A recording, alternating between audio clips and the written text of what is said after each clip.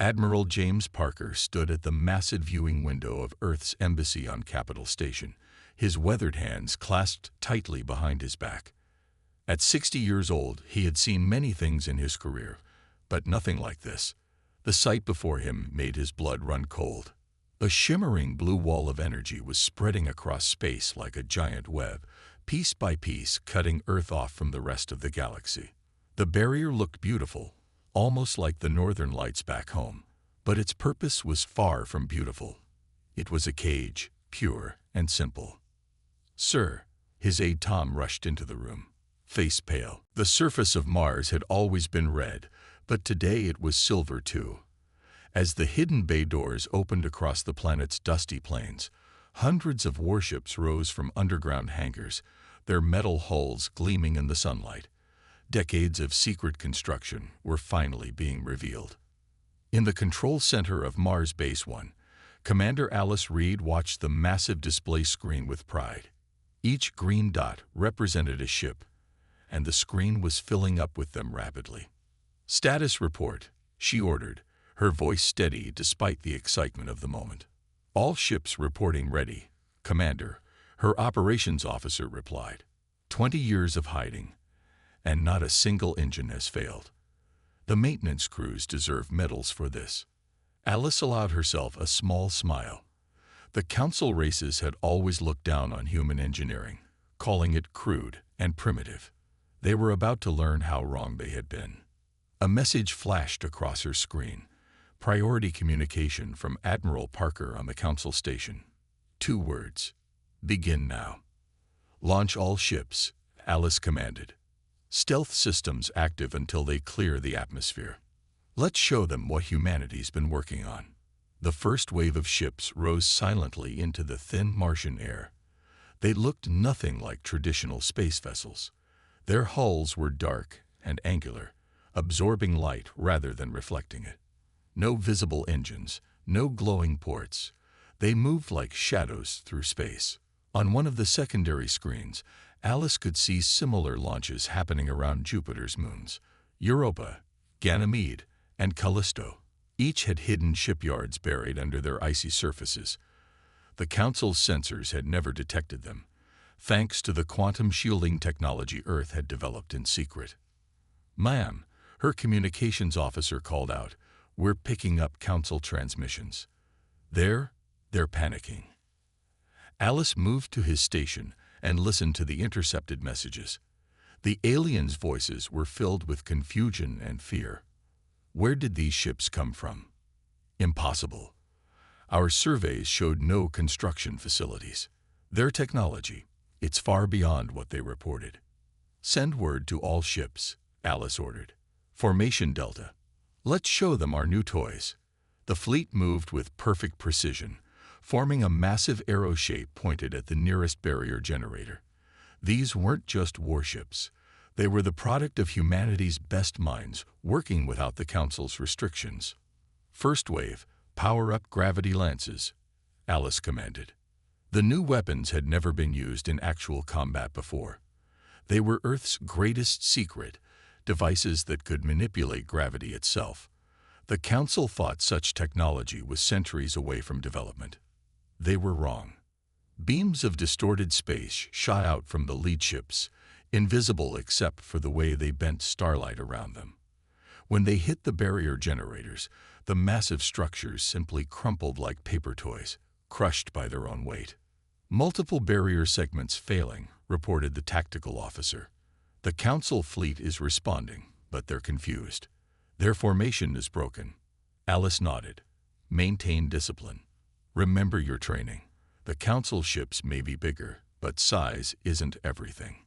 As if to prove her point, a massive Council dreadnought appeared, firing its main weapons at the human fleet. The energy beams passed harmlessly through the spaces where the Earth ships appeared to be. "Holograms," Alice explained to her bridge crew with a grin. "Let them waste their energy shooting at ghosts while our real ships move into position." The true attack came from behind the Council vessel, where 3 Earth ships suddenly appeared. Their gravity lances worked just as well on ships as they had on the barrier generators.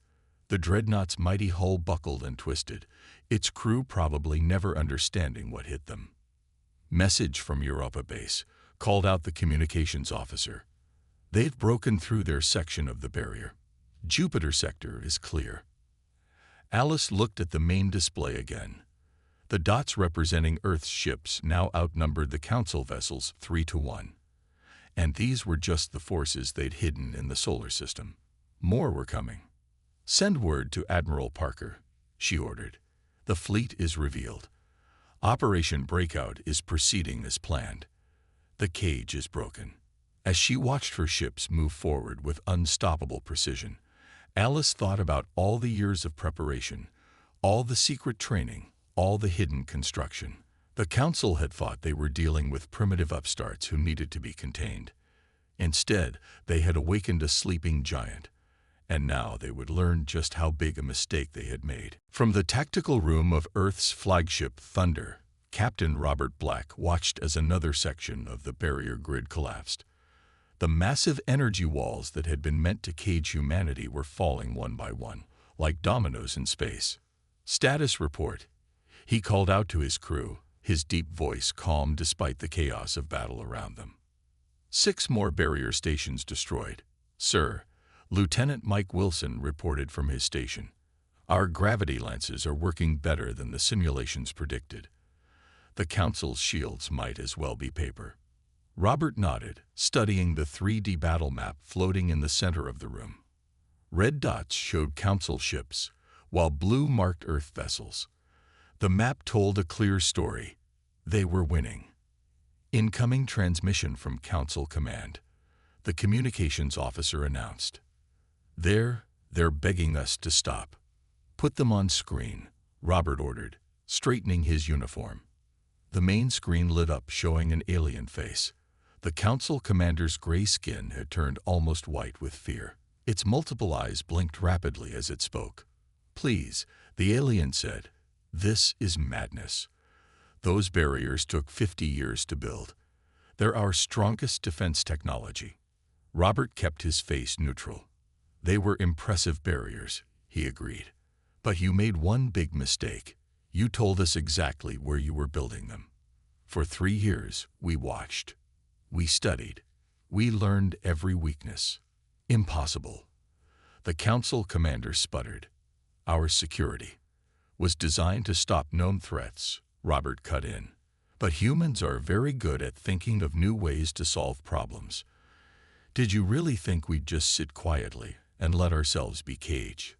A flash of light drew Robert's attention back to the battle map. Another barrier station had just exploded.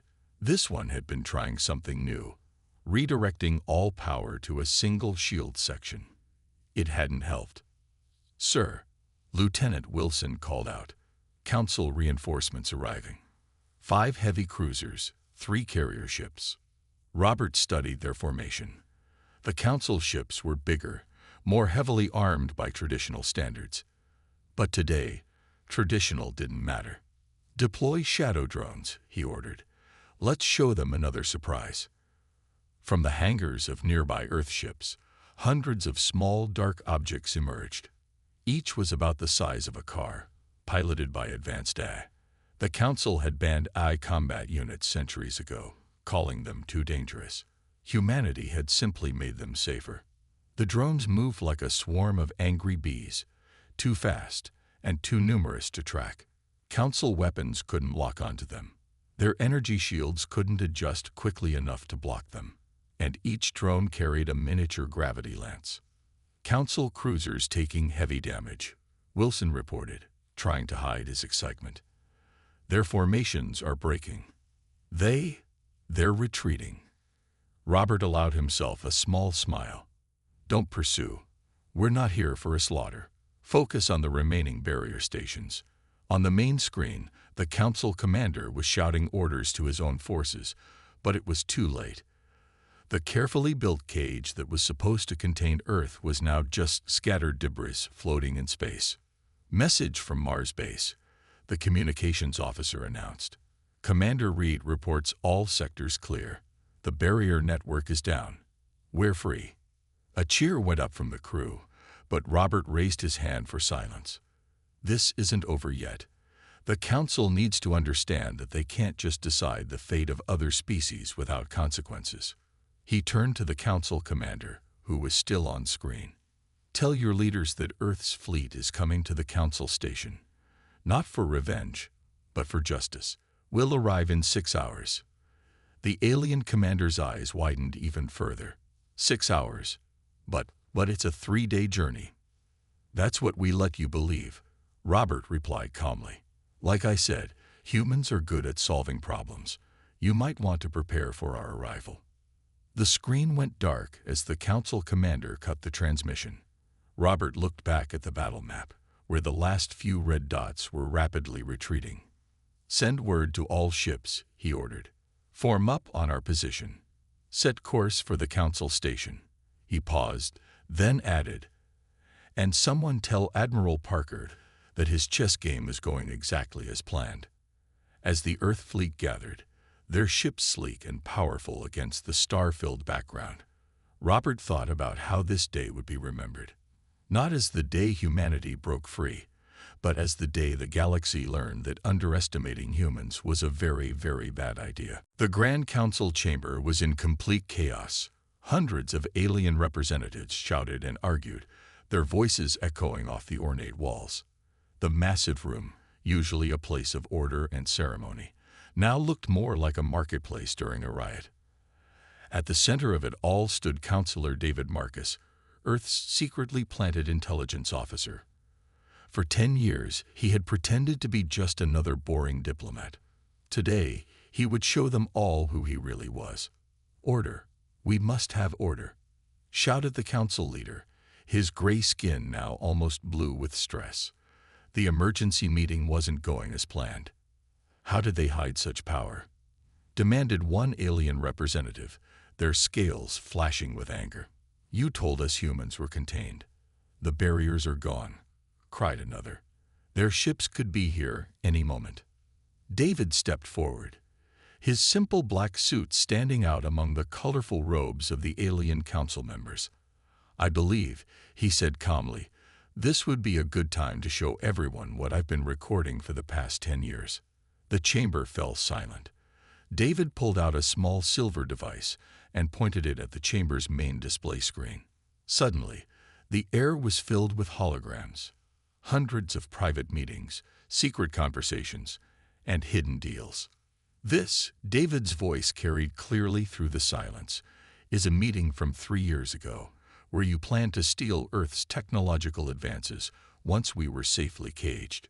The recording showed the Council's inner circle plotting, their words now coming back to haunt them. Once they're contained, we'll have access to all their research. Their colonies will have no choice but to trade with us on our terms.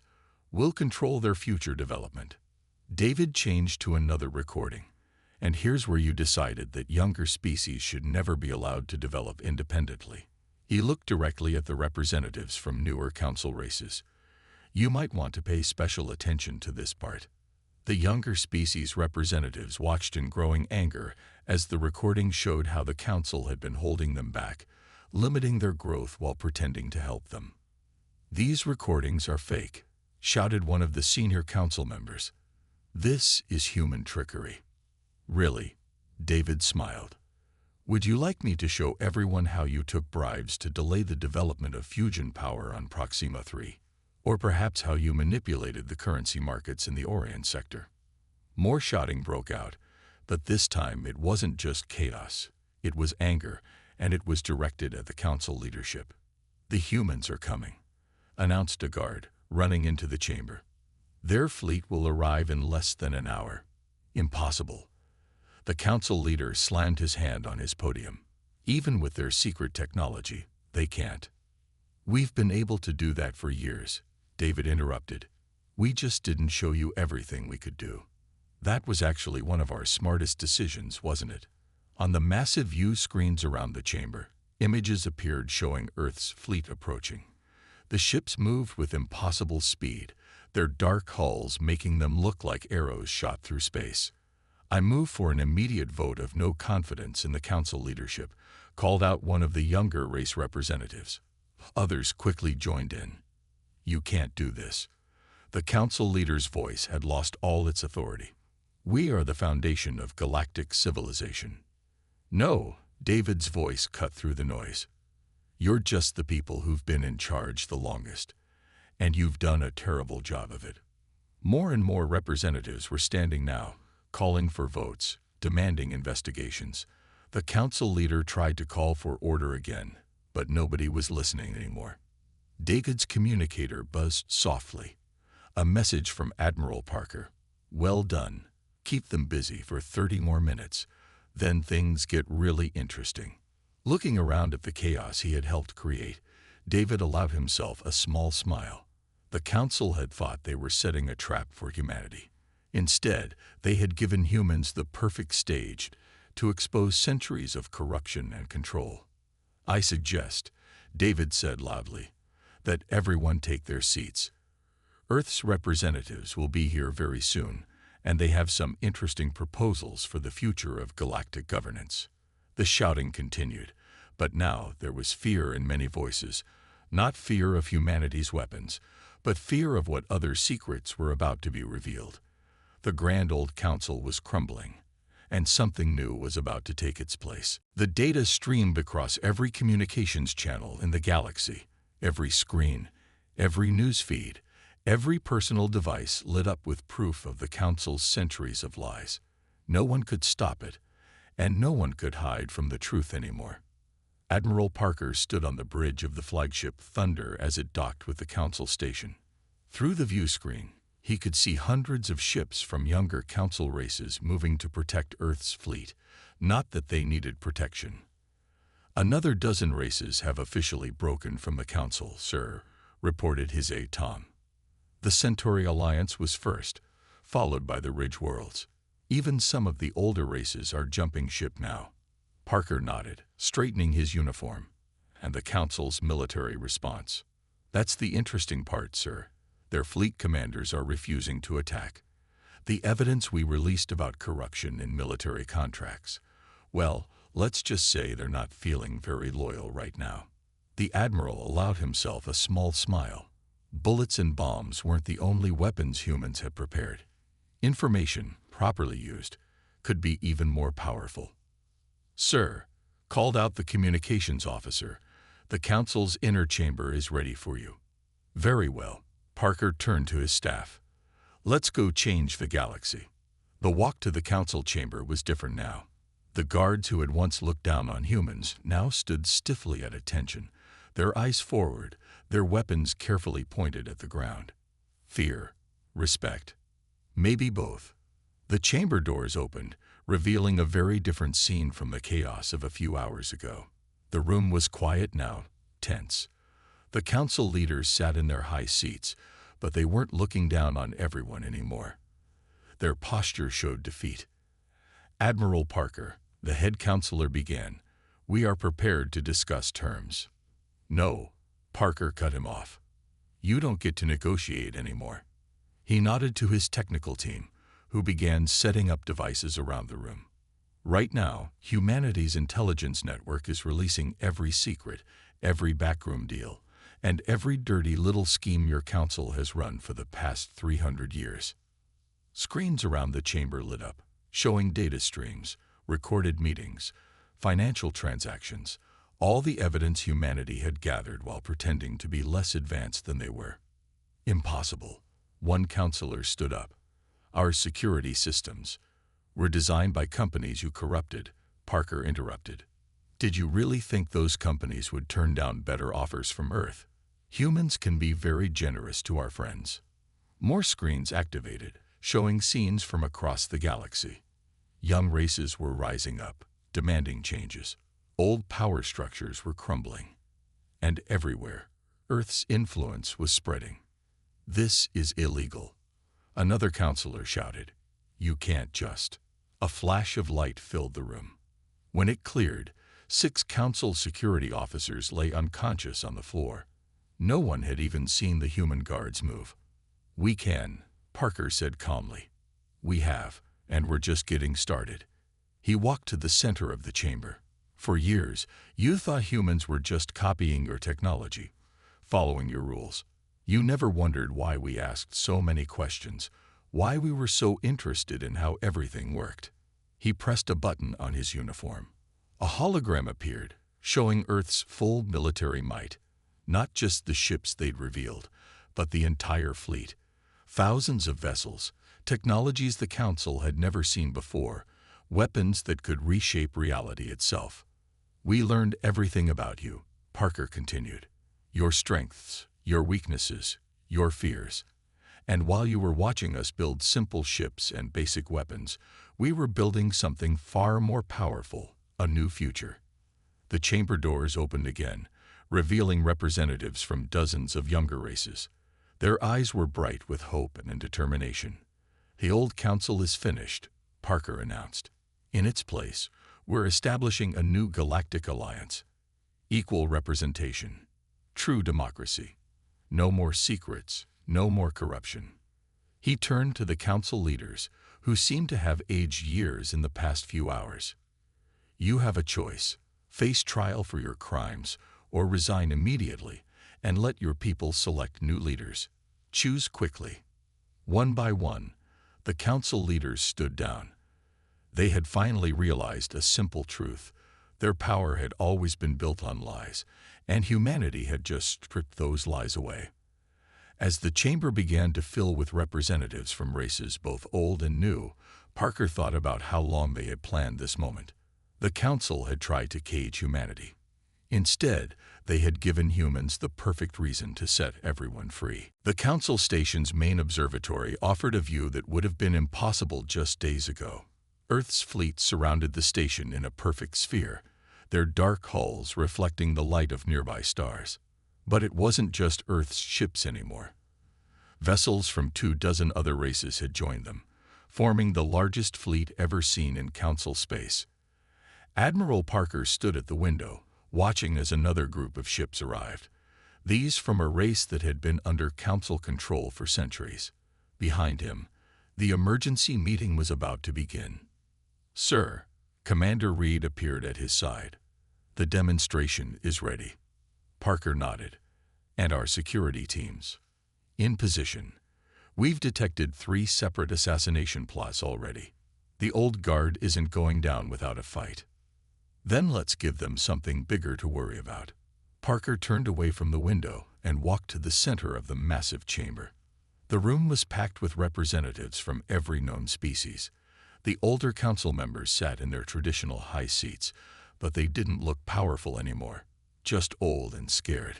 Before we begin this meeting, Parker announced, his voice carrying easily through the chamber, Earth would like to demonstrate something. He nodded to Commander Reed, who activated a holographic display. The image showed a star system at the edge of council space, uninhabited, but with a yellow sun very much like Earth's. As everyone watched, a single human ship appeared near the system's sun. Pay very close attention, Parker said quietly. The ship fired what looked like a tiny probe into the star. For a moment, nothing happened. Then the star's surface began to ripple. Waves of plasma rose and fell, like a pond in a rainstorm. The star's color shifted from yellow to red, then blue, then back to yellow. That, Parker explained as gasps filled the chamber, was our ship stabilizing a star's fusion reaction. We can control it. Speed it up, slow it down, or... He paused as the star's surface began to bubble more violently. We can destabilize it completely. The sun in the hologram suddenly flared brilliant white, then collapsed in on itself before exploding in a massive burst of energy. The entire star system was vaporized in seconds. Dead silence filled the chamber. We call it the Star Dancer, Parker continued calmly. This is just one of many technologies we developed while you thought we were barely able to achieve faster-than-light travel. This is monstrous, one of the old council leaders shouted. You're threatening us with... Suddenly, the chamber's lights flashed red. Security alarms blared. Assassination attempt detected. Commander Reed's voice cut through the noise. Poison gas in the ventilation system. But instead of panic, Parker smiled. "Now," he said. The human delegates touched their collars, and their forms shimmed slightly as their true appearance was revealed. Each wore advanced battle armor, nearly invisible until activated. Their eyes glowed with the light of cybernetic enhancements, technology the Council had banned centuries ago. The poison gas drifted harmlessly around them. "Did you really think," Parker asked the shocked Council members, "that we would come here unprotected? That we wouldn't be ready for your last desperate moves?" Security teams moved swiftly, apprehending a group of Council guards who had tried to trigger the gas attack. Their weapons, supposedly the most advanced in the galaxy, looked like toys compared to the human combat gear. "Let me be very clear." Parker's voice turned hard. "Earth is not here for revenge. We're not here to rule or dominate. We're here to fix what you broke." He gestured to the hologram, which still showed the aftermath of the destroyed star system. "We have the power to destroy stars. Instead, we're choosing to build something new." But he looked directly at the old Council leaders. "If you force our hand, if you keep trying to maintain your corrupt control through violence, well, you've seen what we can do." Commander Reed stepped forward with a datapad. "The new charter for the Galactic Alliance is ready, sir." Parker took the pad and held it up. "You have two choices. Sign this and help us build a better future for all species, or—" He didn't need to finish the sentence. The demonstration had made Earth's power clear. The time for secrets and schemes was over. One by one, the Council members began to stand, moving towards the charter. They had finally understood. Humanity had not come to ask for change. They had come to demand it. 1 month after the Great Change, the Council station looked very different. Gone were the old symbols of power, replaced by the new flag of the Galactic Alliance, a spiral galaxy with stars of different colors, representing unity among all species. Admiral Parker stood in the new Alliance chamber, watching as workers installed the last piece of the circular table. Unlike the old Council room with its high seats for powerful members, this chamber was designed so everyone sat at the same level. "Final report, sir." Commander Reed approached with a datapad. "The trials are complete." Parker nodded, taking the pad. The list of sentences for the old Council leaders was long, but fair. No executions. Humans had insisted on that. Instead, they would spend their lives helping to rebuild the worlds they had once exploited. "And the technology sharing program?" he asked. "Exceeding expectations, sir. 27 worlds have already received the medical technology package. Poverty and disease rates are dropping faster than we predicted." The chamber doors opened as representatives began arriving for the first official meeting of the new alliance. Young races walked alongside old, their steps confident. No more bowing, no more showing submission to their betters. "Admiral," a voice called out. It was Mark, one of the human diplomats. "They're ready for the ceremony." Parker straightened his uniform and walked to the center of the room. The chamber was packed now, with delegates from over 300 species. Cameras floated in the air, broadcasting this moment to trillions of beings across the galaxy. 1 month ago, Parker began, his voice clear and strong. "We stood in this station as enemies. Today, we meet as equals." He gestured to the great table. "This alliance is built on a simple idea, that every species has something to teach and something to learn." Screens around the chamber lit up, showing images from across the galaxy. New hospitals built with Earth's medical technology.